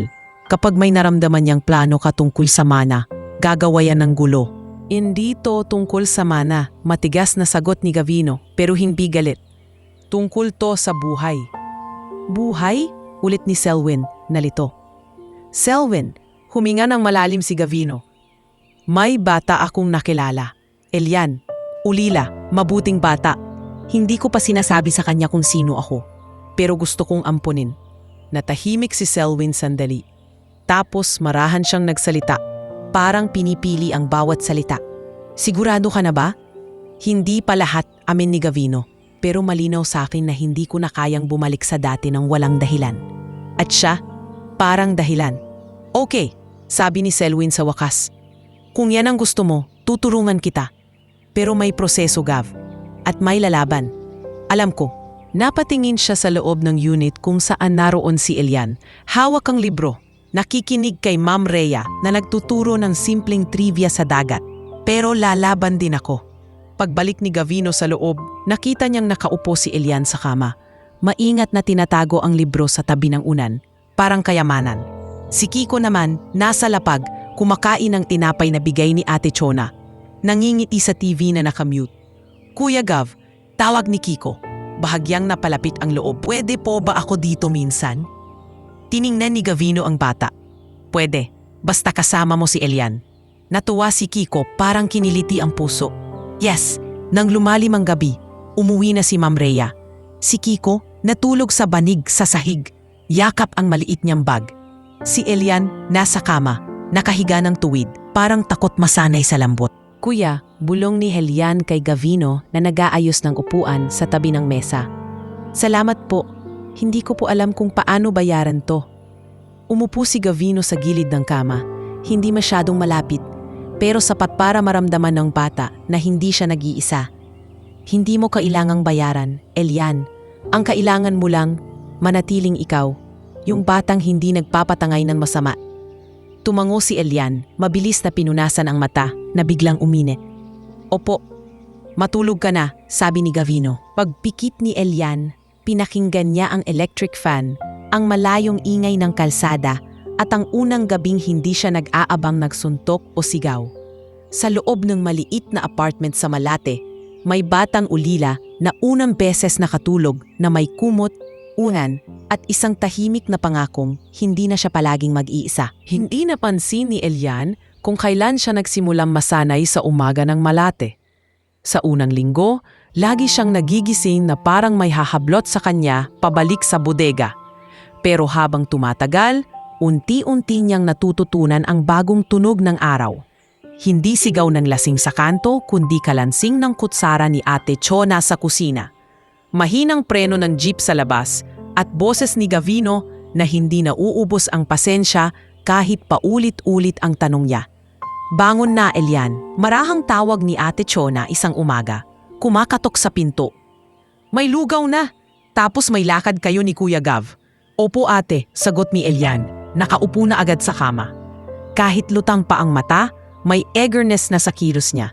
Parang takot siyang sayangin ang pagkakataon. Paglabas niya, nandoon si Kiko sa sahig. Nakatupi ang kumot at nakangiting parang may sariling bahay na rin siya sa unit na iyon. Kuya, may itlog? Bulong ni Kiko. Parang jackpot. Mumiti si Elian. Kain ng maayos. Sa mesa, tahimik si Gavino. Pero hindi na katulad ng dating nakaupo sa waiting shed. May buhay sa mata niya habang pinapakinggan ang dalawang bata. Pagkatapos nilang kumain, inilabas niya ang folder ng papeles. "Today, pupunta tayo sa barangay sa Tondo." Sabi niya, "Kailangan nating kumuha ng certification para sa requirements mo sa school." Nanlamig ng konti ang palad ni Elian. "Babalik po tayo doon?" "Oo, pero hindi ka nag-iisa ngayon." Tumingin si Gabino diretso sa kanya. "At kung may ayaw kang puntahan, sabihin mo, hindi kita pipilitin." Tumango si Elian. "Kaya ko po." Sumama rin si Kiko, pero sa opisina lang ng barangay siya pinaupo ni Ate Chona na kasama nilang sumama. Habang si Gabino at Elian naglalakad sa loob ng looban. Hindi maiwasang mapatingin si Elian sa lumang bodega. Nandoon pa rin ang karton niyang tinulugan. Nandoon pa rin ang bakas ng lumang buhay niya. Pero ngayon, hindi na siya bumabalik bilang batang walang uuwian. Bumabalik siya bilang batang may dalang pag-asa. Pagdating nila sa barangay hall, nagulat ang mga tao nang makita si Elian na may kasamang lalaking maayos ang tindig. Hindi magarbong bihis si Gabino. Simple pa rin. Pero kahit simpleng damit, may aura siyang hindi maitatago. "Si Elian to, di ba?" Tanong ni Mang Lito Abad, barangay tanod, nang mapadaan. "Ikaw yung batang sa bodega natutulog?" "Opo, Mang Lito," sagot ni Elian, medyo nahihiya. "Kumusta ka na? Mukhang mas okay ka ngayon." Tumango si Elian, marahan. "Opo, Mang Lito." Tiningnan ni Mang Lito si Gavino. "Kamag-anak niya kayo?" "Kaibigan," sagot ni Gavino, mahinahon. "Tumutulong lang po ako sa papeles niya." Napatango si Mang Lito, parang nagpasalamat sa hangin. "Mabuti, sana tuloy-tuloy yan." Nakuha nila ang certification ng maayos dahil tumulong si Sir Tibo Luarca na nakipag-coordinate na rin sa barangay. Lumabas silang magaan ng dibdib. Parang may naitakdang pundasyon sa pinapangarap ni Elian. Pero hindi lahat ng mata ay masaya sa pagbabago. Habang naglalakad sila pauwi sa Malate, may isang anino nakasunod mula pa sa kanto. Si Balya. Hindi siya lumapit. Hindi siya sumigaw. Pinagmasdan lang niya si Elian na nakasabay sa lalaking hindi niya kilala. Nakasakay sa jeep na hindi na siya nakasabit. May bago na palang tagapagtanggol. Bulong ni Balya sa sarili. Nagningit-ngit. Pero kahit sino pa yan, hindi niya ako maaalis sa batang yon. Kinagabihan sa unit, bumisita si Paps Jomar Ulanday. May dala siyang maliit na envelope at hindi tiyak ang mukha kung dapat ba siyang masaya o nag-aalala. "Elian," tawag niya, pagpasok pa lang. "Pwede ba kitang makausap sandali?" "Opo, Paps," sagot ni Elian. Lumapit agad. Umupo sila sa mesa. Nandoon din si Gavino, tahimik sa gilid, at si Ate Chona na nagtitimpla ng kape. Si Kiko nasa sahig, nagdodrawing gamit ang lapis na bigay ni Ma'am Rhea. "May ginawa akong feature," sabi ni Paps Jomar. "Tungkol sa mga batang kalye na tumutulong sa kapwa, kasama ka." Nanlaki ang mata ni Elian. "Ako po? Hindi ko sinama apelyido mo. At hindi ko sinabi kung nasaan ka ngayon. Pero yung litrato, yung gabing inulungan mo yung pulubi sa Roxas, na-capture ko. Hindi mo alam, pero nasa gilid ako noon. Nakausap ko rin si Mang Oka. Gusto kong ipakita sa mga tao na may bata pa ring ganyan." Napatitig si Elian sa envelope, parang natatakot buksan ang mundo. "Bakit niyo po ilalabas, Paps?" "Para may mangyaring mabuti," sagot ni Paps Jomar. "Baka may tumulong sa'yo sa scholarship. Baka may makakita at ma-inspire." Pero huminga siya. May risk din. Kapag lumabas, maraming makakaalam sa mukha mo. Tahimik si Elian. Naisip niya si Balya. Naisip niya yung banta. Naisip niya ring may mga tao palang pwedeng tumulong kung makikita nila ang kwento niya. Tumingin siya kay Gavino, parang humihingi ng gabay. Hindi nagsalita si Gavino agad. Sa halip, tinanong mo si Elian ng maingat. "Anong gusto mo?" Sabi niya, "Ikaw ang masusunod." Matagal nag-isip si Elian. Tapos marahan siyang tumango. "Kung makakatulong po sa ibang bata, okay lang po. Basta hindi po namin ilalagay sa peligro si Kiko." Hindi ko siya isasama, pangako ni Paps Jomar. At kapag may masamang nangyari, sasalo ako. I swear, lumabas ang feature makalipas ang 2 araw sa isang lokal na TV segment na hinost ni host Liza Montemayor. Hindi binanggit ang pangalan ng pulubi. Hindi rin binanggit ang pagkatao ni Gavino. Ang lumabas lang ay ang batang may malinis na mata, nagbibigay ng tubig at pagkain sa gitna ng gabi. Sa Luneta Outreach, biglang dumami ang lumapit kay Elian. May nag-abot ng school supplies, may nag-alok ng uniform, may nagpadala ng mga lumang libro. Si Sister Alma Gopez halos maiyak sa tuwa. Elian, anak, sabi niya habang yakap ang bundle ng notebooks. Nakikita mo, ang kabutihan, bumabalik talaga. Mumiti si Elian pero may halong kaba sa dibdib. Ramdam niyang lumalaki ang mundo niya at kasama ng paglawak nito, lumalaki rin ang mata ng mga sumisilip. At totoo nga, isang gabi, paglabas ni Elian, kasama si Gabino sa isang maliit na grocery para bumili ng bigas, may humarang sa kanila sa may eskinita ng Malate. Hindi pulis, hindi ring tampay na basta. Si Balya iyon, kasama ang 2 niyang tauhan. Elian, malamig na tawag niya. Tagal nating hindi nagkita. Nanlaban ang tuhod ni Elian pero hindi siya umatras. Anong kailangan niyo? Tumingin si Balya kay Gabino. Sinusukat. Sino to? Bagong amo mo? Hindi ko amo. Sagot ni Elian, matigas kahit nanginginig. Kaibigan ko. Ngumisi si Balya. Kaibigan? Aba, sikat ka na ha? Nasa TV ka na. Ang daming nagbibigay sa'yo. E paano naman kami? Paano naman yung dating mundo mo? Hindi ko kayo mundo. Sagot ni Elian, mas matapang na ngayon. At hindi ko kayo kailangan. Lumapit ng kaunti si Balya, bulong na parang lason. Huwag kang masyadong matapang, bata. Tandaan mo, may mga kaibigan kang pwedeng mawala. Sumulyap siya sa bandang kanto kung saan alam ni Elian na nakatira pa rin si Kiko. Nanlamig ang dugo ni Elian. Bago pa siya makasagot, sumingit si Gavino. Hindi siya sumigaw. Hindi rin niya tinakot si Balya gamit ang laki o pera. Kalmado lang ang boses niya, pero matalim ang dating. Layuan mo ang bata, sabi ni Gavino. Kung may problema ka, sa akin lumapit. Natawa si Balya. Sayo? Sino ka ba? Hindi sumagot si Gavino. Hindi pa panahon. Pero tumingin siya kay Balya na parang nakita na niya ang lahat ng galaw nito. Last warning. Sadlit na nagtitigan sila. Sa mata ni Balya, nakita niya ang uri ng lakas na hindi niya basta kayang tapatan. Hindi yabang, kundi kontrol. Kaya nag-back off siyang pahakbang. Hindi pa tapos to, sabi niya kay Elian, bago tuluyang umalis. Pag-uwi nila, sa unit, hindi na nagsalita si Elian. Diretso siyang pumasok sa kwarto at umupo sa kama, nanginginig ang kamay. Sumunod si Gavino, umupo sa gilid ng pinto. Natakot ka? Tumango si Elian, hindi na nagkunwari. Oo po, si Kiko baka. Hindi ko hahayaang mangyari yon, sagot ni Gavino mariin. Promise. Hindi alam ni Elian kung bakit. Pero sa sandaling iyon, hindi lang siya naniwala, kumapit siya.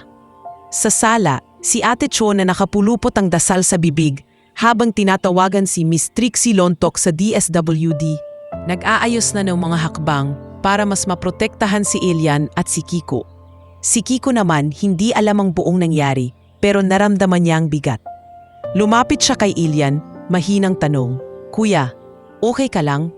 Yumuko si Elian at niyakap siya. Okay lang, basta lagi kang tabi sa akin ha. Opo, yumakap pabalik si Kiko. Hindi ako aalis. Gabing iyon muling bumalik sa isip ni Gavino ang dahilan kung bakit siya lumabas bilang pulubi noon. Hanap ng anak na pipiliin niya. Pero ngayon, malinaw na sa kanya. Hindi lang siya naghahanap ng anak. May anak na siyang pinipili araw-araw. At sa gitna ng mga aninong nagsisimulang humabol, mas tumitibay ang desisyon niyang hindi na muling hayaang mag-isa ang batang minsang nag-abot sa kanya ng tubig sa gilid ng kalsada. Hindi pa rin sanay si Elian sa suot na polo. Kahit maayos ang pagkafatupi ni Ate Chona at inabutan pa siya ni Ma'am Rhea ng bagong sinturon, pakiramdam niya parang may suot siyang buhay na hindi kanya. Pero tuwing sisilip siya kay Gavino sa sala, nakabarong na simple, Tahimik ang mata pero matatag ang panga, bumabalik ang lakas niya. Handa ka na? Mahinang tanong ni Gavino habang inaayos ang kuwelyo ng bata. Tumango si Elian, nilulunok ang kaba. Opo, basta, nandyan po kayo.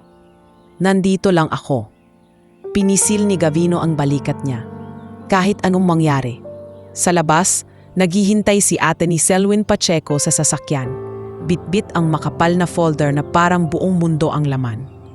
Katabi niya si Miss Trixie Lontok, case officer ng DSWD, nakapormal na blazer at may maliit na niting pang-encourage.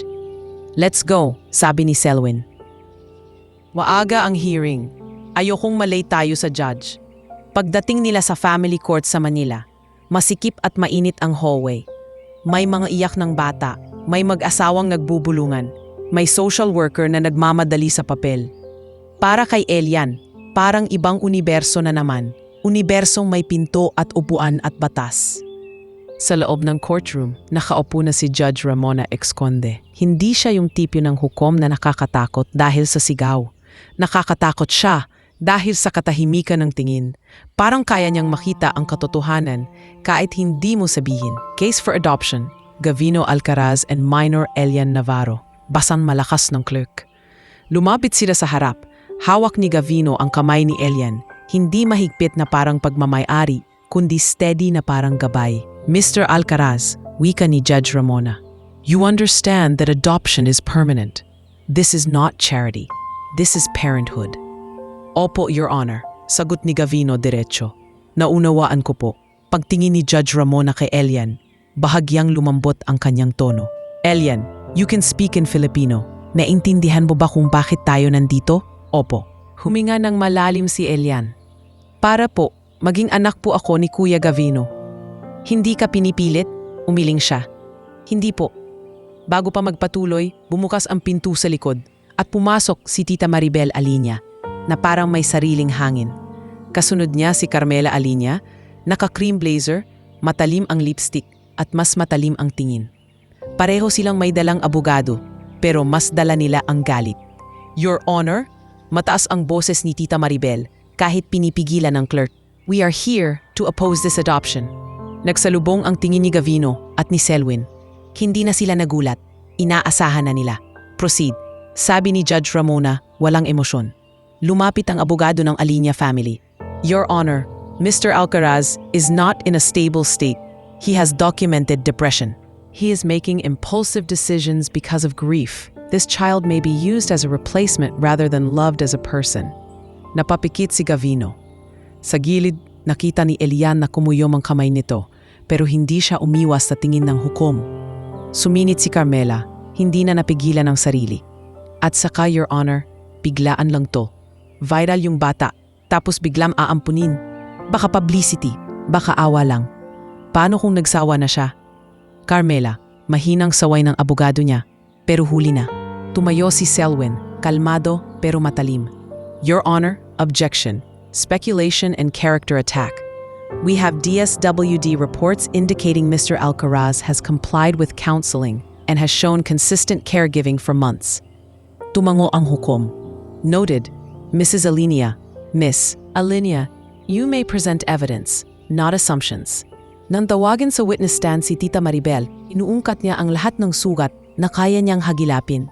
Gavino couldn't even protect my daughter and unborn grandchild, sabi niya, nanginginig sa galit at sakit. How can he protect another child? This boy will suffer the same fate. Biglang tumayo si Gavino, hindi galit pero puno ng pangingilid na luha. Your Honor, gusto ko pong magsalita. Go ahead. Humina siya, parang inilalabas ang bigat na matagal na niyang kinikimkim. Hindi ko na mababawi ang nangyari kay Celestine. Araw-araw kong dala ang kasalanan yon kahit alam kong aksidente. Umanat ang mata niya, pero ang pagiging ama, hindi premyo sa perpektong tao. Responsibilidad ito na pinipili araw-araw. At pinili ko si Elian hindi dahil kailangan kong punan ang nawala, kundi dahil nakita ko sa kanya ang kabutihang gusto kong protektahan. Sa audience, nakita ni Elian si Dr. Keoni Sarmiento na tahimik na nakaupo sa likod. Nagbibigay ng maliit na tango kay Gavino na parang sinasabing ituloy mo.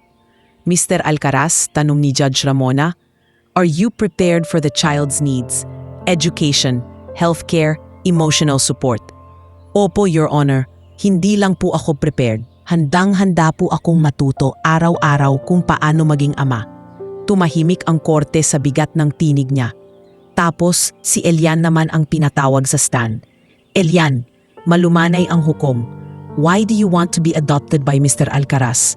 Ramdam ni Elian ang panginginig ng tuhod niya. Ramdam niya ang mga matang nakatutok, lalo na ang matalim mula kina Tita Maribel at Carmela na tila gustong hanapan siya ng mali.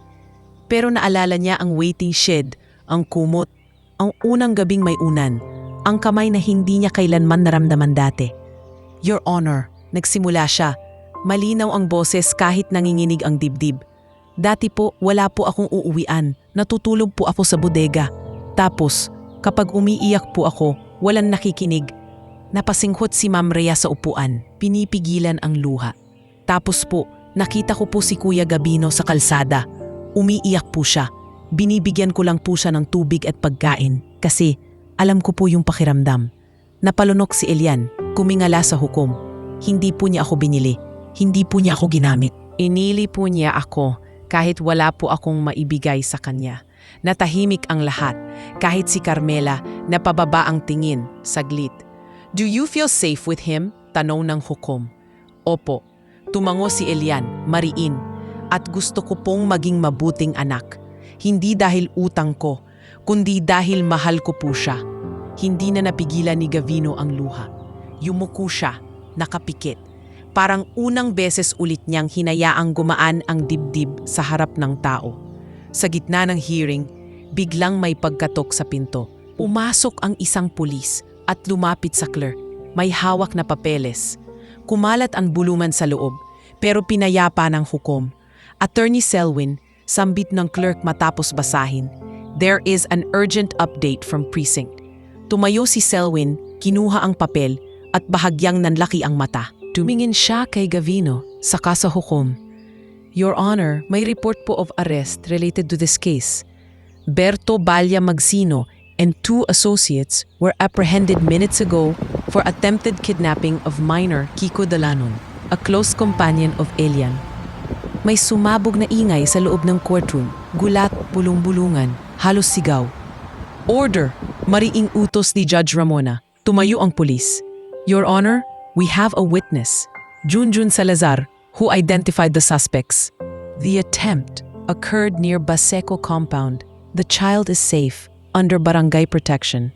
Namutla si Carmela, si Tita Maribel, napahawak sa dibdib, hindi dahil sa awa, dahil sa takot na biglang lumitaw ang kriminalidad sa paligid ng batang tinututulan niya. Naramdaman ni Elian ang pagkahilo sa balita, pero bago pa siyang gumuho, hinawakan ni Gabino ang kamay niya sa ilalim ng mesa. Hinga lang, bulong ni Gabino. Ligtas si Kiko. Ligtas kayo. Tumango si Elian, naluluha pero nakatayo pa rin. Tiningnan ni Judge Ramona si Gabino. Mr. Alcaraz, are you aware of threats against these children? Opo, Your Honor, sagot ni Gabino, wariin. At mas lalo po nitong pinapatunayan kung bakit kailangan nila ng tahanan at proteksyon. Kung may natira pang kabutihan sa buhay ko, sa batang to ko po ito gustong ibuhos. Hindi ko po sila papabayaan. Tahimik ang korte. Hindi na ito usaping papel lang, usaping buhay na. Nagpahinga sandali ang hukom para pag-aralan ang mga dokumento at ang bagong ebidensya. Nang bumalik siya, hindi pa niya ibinigay ang final ruling pero malinaw ang direksyon. I will take this under advisement, but I commend the stability shown by the petitioner and the sincerity of the child. Tumingin siya kay Elian, you spoke bravely today. Opo, Your Honor, mahina niyang sagot. Paglabas nila ng courtroom, sinalubong sila ni Miss Trixie at ni Ma'am Rhea. Halos yakapin ni Ma'am Rhea si Elian, nanginginig sa tuwa at kaba. Anak, ang tapang mo, bulong niya. Sa gilid, dumating si Mang Lito Abad kasama ang barangay staff. May dalang balitang nasa ligtas na lugar na si Kiko. Si Dr. Kioni naman lumapit kay Gabino at mahina lang sinabi, You stayed present, that's healing. Hindi pa tapos ang laban. May desisyon pang hinihintay. May pamilyang tutol pa rin. May sugat na kailangan pang paghilumin. Pero habang papalabas sila ng court building, hawak ni Gavino ang kamay ni Elian. At hawak ni Elian ang paniniwalang hindi na siya babalik sa pagiging batang walang uuwian. Kahit hindi pa nakasulat sa papel, naramdaman nilang pareho na pumipihit na ang mundo pabor sa kanila. Makalipas ang ilang linggo, matapos ang hearing, wala nang masyadong lumalabas na balita sa korte. Pero sa loob ng maliit na unit sa Malate, ramdam ang paghinga ng oras. Hindi mabigat gaya ng dati, kundi parang papalapit sa isang bagong simula. Isang hapon habang si Elian ay nagbabasa ng libro ni Ma'am Rhea, sa mesa at si Kiko ay naglalaro ng lumang Rubik's Cube na bigay ni Pops Jomar. Tumunog ang cellphone ni Attorney Selwyn. Nasa sofa si Gavino, tahimik na nagkakape. Parang tumigil ang hangin. "Gav," sabi ni Selwyn sa kabilang linya, may halong ngiti sa boses. "Inaprubahan na. Final na. Congratulations." Hindi sumigaw si Gavino. Hindi siya tumalon o nagpapreskon. Napapikit lang siya at sa unang beses, tumulo ang luha niya na hindi galing sa sakit, kundi sa pag-uwi ng isang pangarap na matagal niyang inakala na hindi na babalik. Dahan-dahan niyang tinapos ang tawag, tumingin kay Elian. "Anak!" Natigil siya sa salitang iyon. Parang umuuga ang dibdib niya. Hindi pa siya sanay, pero nang sabihin niya ulit, mas malinaw na. "Elian, anak, pumayag na ang korte." Nabagsak ang hawak na libro ni Elian. "Ano po ibig sabihin, Kuya Gav?" Lumapit si Gavino at lumuhod sa harap niya, katapat ng mata. "Ibig sabihin, kung gusto mo pa rin, opisyal na kitang anak." "Apelido ko na ang apelido mo." Bumuka ang bibig ni Elian, pero walang lumabas na tunog. Parang nilamon siya ng kaba, tuwa at takot na baka panaginip lang. Kaya ang ginawa niya, lumapit siya bigla at niyakat si Gavino ng mahigpit. Parang bata na natagpuan sa gitna ng bagyo. Ang unang kubli, "Opo, gusto ko po." Pabulong niyang sagot sa balikat ng lalaki. "Maraming salamat po." Si Kiko, nanonood mula sa sahig, biglang tumayo, nag-aalangan. "Kuya Elian, so, kuya ko na rin si Kuya Gav?" Napatawa si Gavino. May luha pa rin. "Kung gusto niyong dalawa, oo." Napatili si Kiko sa tuwa, pero agad niya ring niyakap si Elian. Parang takot iwanan ng pagbabago. "Hindi mo na ako iiwan ha." Hindi sumagot si Elian, niyakap niya lang pabalik. Dahil sa unang pagkakataon sa buhay niya, may pamilyang binubuo sa harap niya, hindi gumuho. Lumipas ang isang taon. Si Elian Alcaraz na ang nakasulat sa school ID niya. Naka-enroll siya sa public school sa Pasay, naka-uniform na puti at asul, may bag na maayos ang zipper. Kapag umaga, mulat na siya bago pa tumunog ang alarm. Dahil hindi na siya nagigising sa gutom o takot, nagigising siya sa pangarap. Isang Sabado, bumalik siya sa community center sa Santa Ana para tumulong sa tutoring ng mga batang kalye. Nasa gilid si Sister Alma Gopez, may dalang listahan ng mga bata. "Anak, ikaw na mag-handle sa grade 3 reading ha?" Sabi ng madre, proud na proud. "Ang bilis nilang matuto kapag ikaw nagtuturo." "Opo, sister," nakangiti si Elian. Hindi na siya yung batang nakatungo sa gilid ng feeding line. Siya na yung batang tumatayo sa harap para magbigay. Sa kabilang sulok, nakaupo si Kiko, may hawak na lapis, nagsusulat ng pangalan niya ng paulit-ulit sa papel. Na-enroll na rin siya sa parehong paaralan sa tulong ni Gavino at ni Miss Trixie Lontok na patuloy na nagmomonitor ng adjustment nila. "Kuya Elian," tawag ni Kiko, taas kamay ang papel. "Tama ba ang spelling ko?" Tiningnan ni Elian. "Oo, tama, ang galing mo na." Napakamot sa ulo ang bata, kilig na kilig sa papuri. Sabi ni Kuya Gav, pag natuto na ako magbasa, bibili daw siya ng second-hand na bike para sa akin. Lumapit si Gavino, bit-bit ang mga karton ng school supplies na donasyon ng foundation. "Hindi second-hand," sabi niya, nakangiti. "Basta magtuloy-tuloy ka lang." Sa likod nila, si Ate Chona Bernabe nakasuot na nagsimpleng polo shirt na may logo ng bagong itinatag na Alcaraz Hope Foundation. Siya na ang full-time coordinator. Laging may clipboard at listahan ng scholars. Sir Gav, sabi niya, naka-line up na yung next batch ng scholarship, 20 street kids. may meeting tayong Monday sa Makati office. Tumango si Gavino. Sige, ayusin natin. Gusto kong mas marami pang bata ang hindi na matulog sa bodega. Hindi na siya umiiwas sa opisina. Hindi na siya multo sa Makati. Bumalik siya, pero hindi para lang bawiin ang dating business. Bumalik siya para gawing tulay ang nawala niyang buhay sa bagong buhay ng iba. Pagkaraan ng 5 taon, ibang-iba na ang mundo ni Elian. Senior high graduation sa Pasay Public School. May medalya siyang gold sa academics at special award sa leadership. Sa entablado, napansin ng mga tao yung kakaibang vibe niya. Hindi maingay, hindi pabida, pero matikas. Yung batang dating nakaluhod sa kalsada, ngayon ay nakatayo sa harap ng mga ilaw. Sa audience, si Gavino nakasuot ng simpleng barong, hawak ang buke na may puting sampagita. Sinadya niyang yun ang bilhin para ipaalala kung saan nagsimula ang anak niya. Katabi niya si Ma'am Ria, umiiyak na parang tunay na tiyahin. Si Judge Ramona Exconde, inimbitahan nila at talagang dumalo. May maliit na ngiti habang pinapanood si Elian tumanggap ng diploma. Anak ko yan, pabulong ni Gavino kay Ma'am Ria. Hindi na naiilang sa salitang iyon. Oo Gav, sagot ni Ma'am Ria. Punong-puno ang mata. Anak mo talaga. Si Kiko naman, nasa likod, nakasuot ng uniform sa junior high, may hawak na maliit na placard na may sulat. Kuya Elian, proud kami sa'yo. Pinakawalan niya ito sa hangin parang pandila. Pagkatapos ng seremonya, dumiretso silang lahat sa Roxas Boulevard. Hindi para magdrama, kundi para bumalik sa ugat. Gabi na, pero maliwanag ang waiting shed sa Pedro Hill, Roxas intersection. Pareho pa rin ang poste, pareho pa rin ang semento. Pero ngayon, wala nang taong umiiyak doon. Ang nandoon, mag-ama na. Umupo si Gavino sa dating pwesto niya.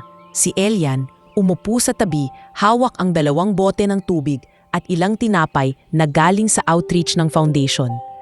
Tay, tawag ni Elian. Oo, tay nang tawag niya ngayon. Hindi na Kuya Gav. Naalala mo pa ba yung gabing to?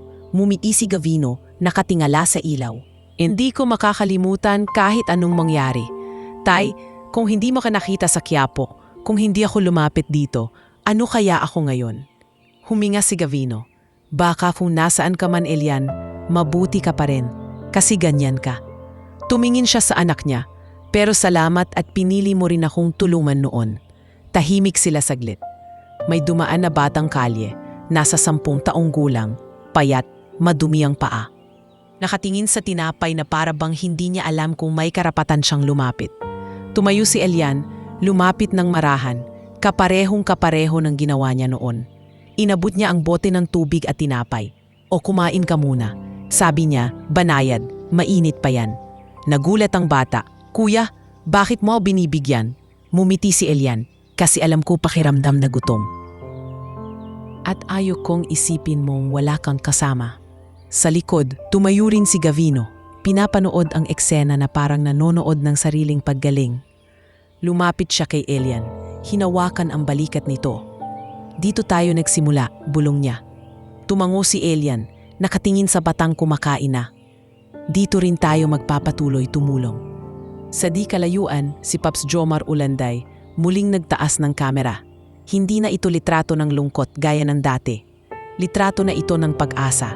Isang ama, isang anak at isang kabutihang hindi na natapos sa isang gabi lang, kundi naging direksyon ng buong buhay nila.